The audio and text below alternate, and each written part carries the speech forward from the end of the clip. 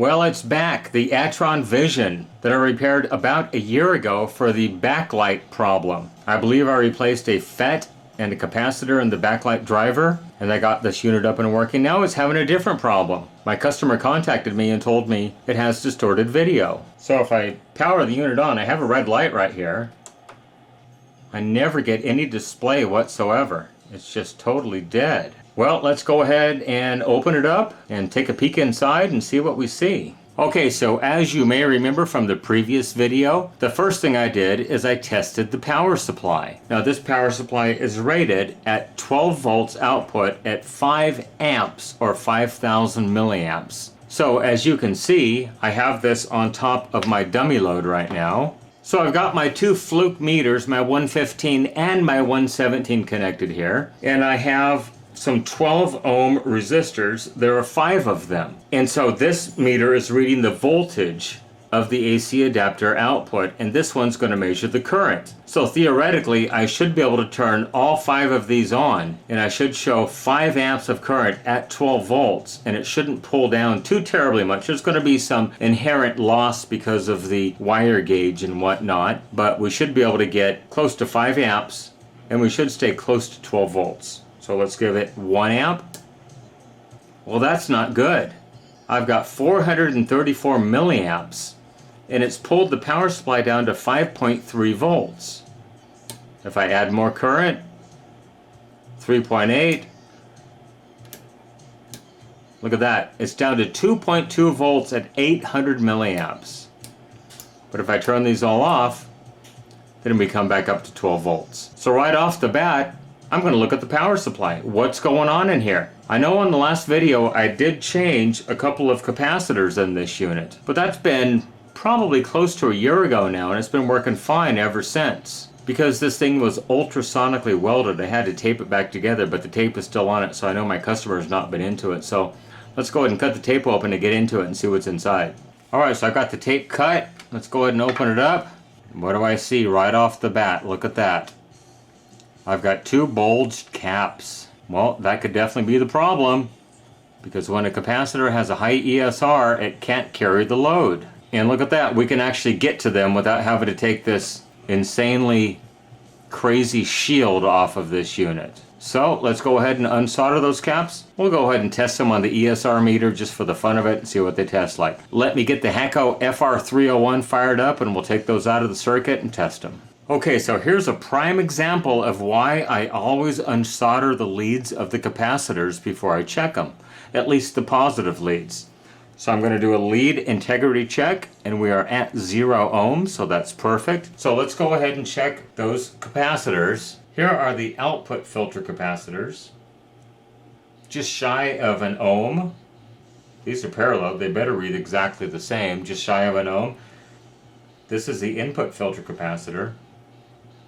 Pretty much 0 ohms. So now I'm going to go ahead and unsolder the positive lead of all of these 3 capacitors right here, and we'll check them again. Okay, so as you can see, I have the 3 positive leads unsoldered from the capacitors. So let's go ahead and do an ESR check. First I'm going to go from the common, which is common to all 3 capacitors, 0 ohms, and I'm going to just check the pad. And I have nothing, so I know that all 3 capacitors are physically unsoldered. Now we'll go ahead and check the first one, the small one, and look at that.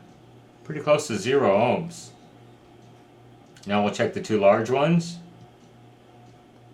Look at that, 20 ohms. And about 12 ohms.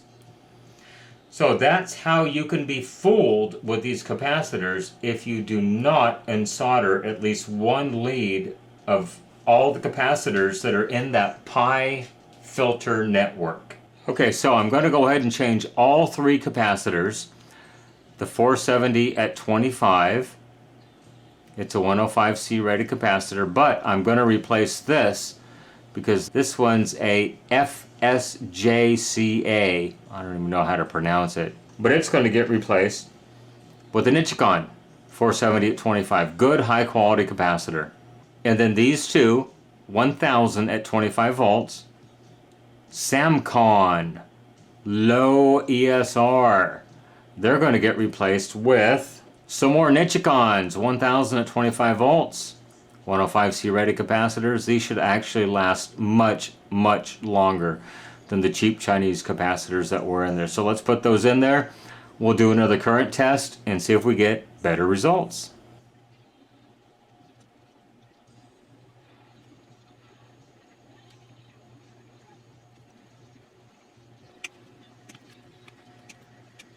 Alright, all soldered up in place and ready to go. Let's give it another test. Okay, here we go. Let's power the unit up. 12.25 volts. We'll give it the first one, 944 milliamps. It pulled down to 12 volts exactly. 1.8 amps, 11.8 volts. 2.6 amp, 11.6 volts. 3.4 amps, 11.4 volts. And finally 4.2 amps at 11.26 volts. So the power supply is up and working perfectly at this time. Let's go ahead and connect it back up to the monitor and see if we get better results. Okay, so I have the AC adapter connected. I get a red light down here right now.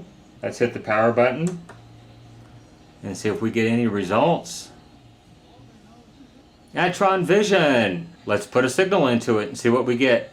Alright, so there it is, up and running.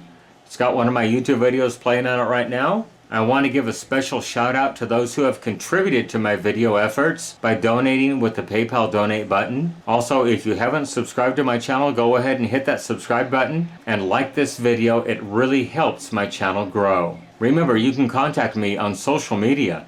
Twitter, Instagram, Facebook, at NorCal715. Go ahead and send me an email, norcal715videos@gmail.com. Remember, with your help, we can keep these things out of the landfill, out of the recycle bin, and out of the e-waste facility. I really appreciate you watching this video. Everybody have a great day. Bye-bye.